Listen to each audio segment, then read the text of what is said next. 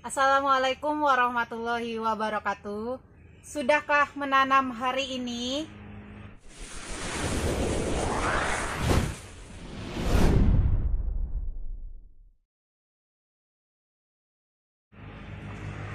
Teman-teman, hari ini temanya keladi ya. Lebih tepatnya ke bagaimana cara perawatan tanaman hias keladi. Nah, di sebelumnya sudah pernah buat video bagaimana caranya perawatan keladi, tapi kali ini saya mau fokus ke ada salah satu pertanyaan dari sahabat RA Plant, kenapa tanaman keladi harus diberi tatakan air ya. Ini seperti yang teman-teman lihat, ini di bagian bawah atau bagian tatakannya itu diberikan air. Nah, jadi saya mau fokus dulu dijawab pertanyaannya, kenapa harus diberikan tatakan air. Nah, di sini kenapa dikasih tatakan air seperti ini? Karena pada dasarnya keladi ini ketika dia sudah jatuh daunnya atau sudah layu.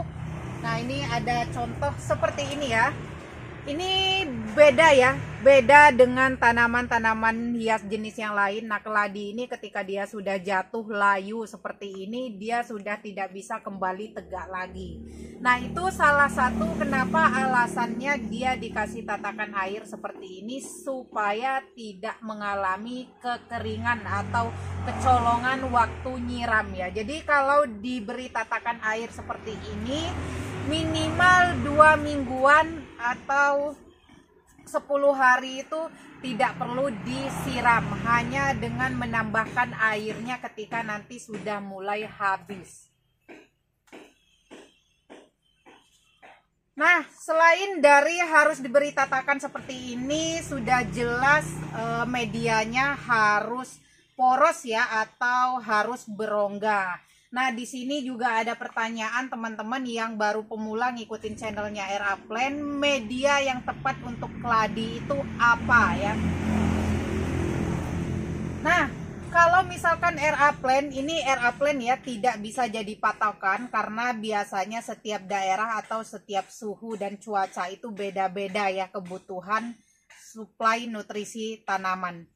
Nah, kalau mau ngikutin caranya RA Plant, ini medianya hanya menggunakan humus bambu atau daun bambu yang sudah menyerupai tanah ya.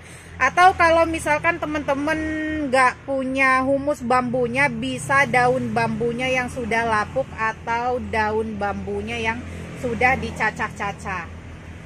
Nah, ini juga saya campur dengan sekam mentah atau sekam fermentasi. Nah, kalau misalkan teman-teman nggak punya sekam fermentasi, bisa menggunakan sekam yang memang sudah mengalami proses pembusukan secara alami ya, atau merang atau sekam yang sudah lapuk atau membusuk kena air hujan biasanya. Ini perbandingannya 1:1. Nah, kalau misalkan cacahan daun bambu atau humus bambunya itu 1 pot, berarti sekam fermentasinya 1 pot. Kak, pertanyaannya apakah bisa dicampur dengan media tanah? Nah, kalau di tempat saya, berhubung karena dia menggunakan tatakan seperti ini, saya tidak menggunakan media tambahan lain selain dari cacahan daun bambu dan sekam fermentasi. Nah, kalau misalkan teman-teman mau tambah, Kak, kalau misalkan media humus bambunya nggak punya, itu bisa digantikan dengan yang lain apa enggak? Nah, itu bisa digantikan dengan andam. Nah, kita bahas selanjutnya, bahas juga kenapa tidak menggunakan tanah. Karena di sini teman-teman bisa lihat nih yang menggunakan tanah seperti ini ya. Nah, kalau yang menggunakan tanah, dia tekstur atau ininya medianya itu mengalami becek seperti ini, sehingga untuk perakaran si keladi ini kurang maksimal. Nah, beda dengan yang hanya menggunakan cacahan daun bambu dan sekam fermentasi. Dia bagus ya teman-teman, bagus dan tidak menimbulkan cacing ya. Nah, selain dari media dan kenapa alasannya diberi tatakan seperti ini, kalau misalkan ada yang tanya untuk pemupukan atau sistem penyuburnya bagaimana. Nah, untuk medianya di setiap video saya udah kasih informasi ya, saya menggunakan pupuk granul. Nah, karena ini tadi tidak saya beri pupuk kandang, saya pakainya granul. Nah, kandungan pupuk granul ini juga salah satunya adalah sari pupuk kandang ya. Nah, berbentuk granul seperti ini atau beribil ya, seperti ini ya. Nah, ini hanya saya taburkan saja di bagian permukaan media. Nah, contoh yang seperti ini ya. Sama saja untuk begonia, calathea, dan juga keladi. Contoh ya, ini secukupnya ya. Ini secukupnya, contoh kita taruh di permukaan media saja seperti ini.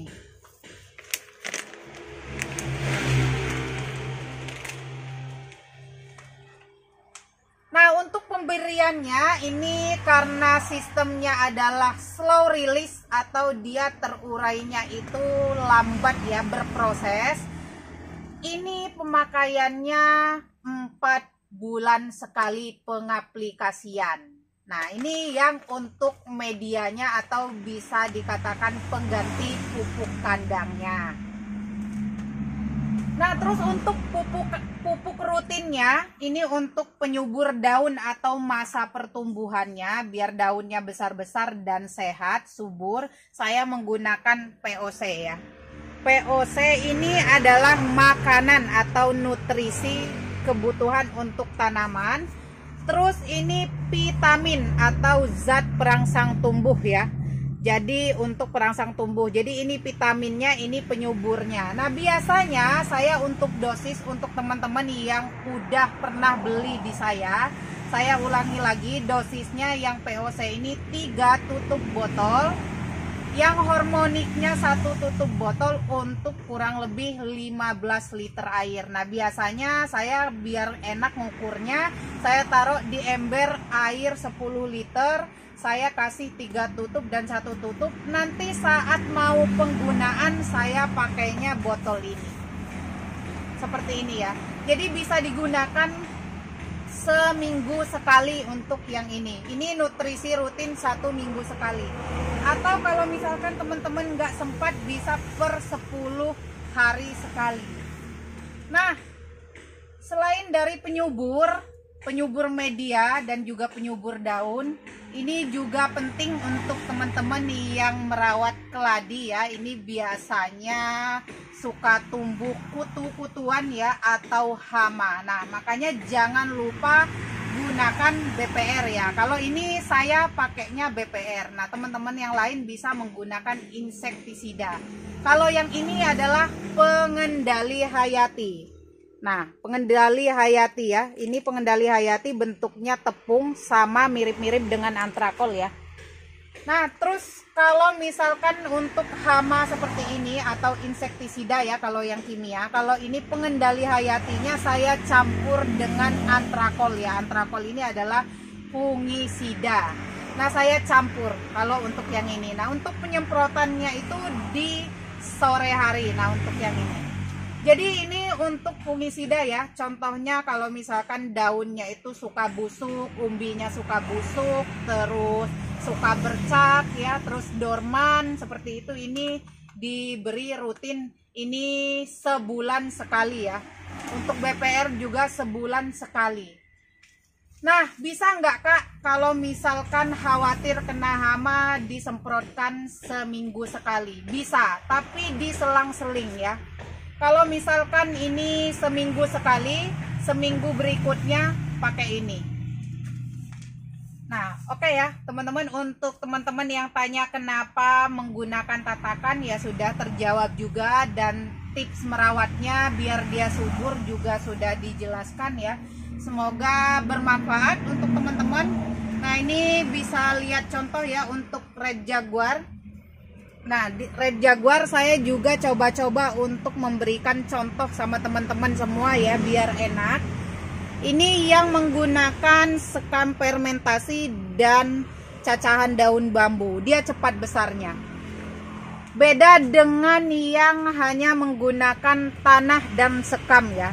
Nah, yang menggunakan tanah, dia untuk pertumbuhan akarnya itu tidak mudah ya, karena dia medianya tidak berongga, sehingga dia menyebabkan akarnya kurang cepat pertumbuhannya, sehingga suplai nutrisi ke daun itu kurang ya.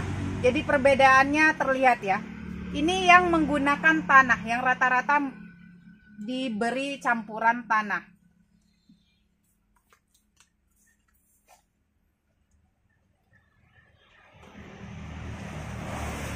Nah, ini ya, ini yang dikasih pupuk granul ya. Nanti dia bisa luntur seperti ini ya, bisa luntur, dia subur.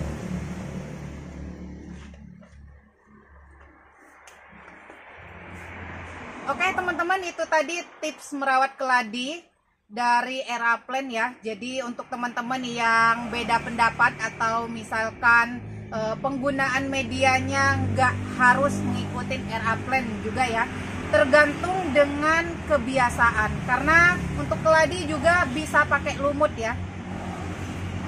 Oke teman-teman, semoga tips merawat keladi sore ini bermanfaat dan salam praktek untuk teman-teman semua. Jangan lupa selalu budidaya dan jangan lupa untuk selalu menanam.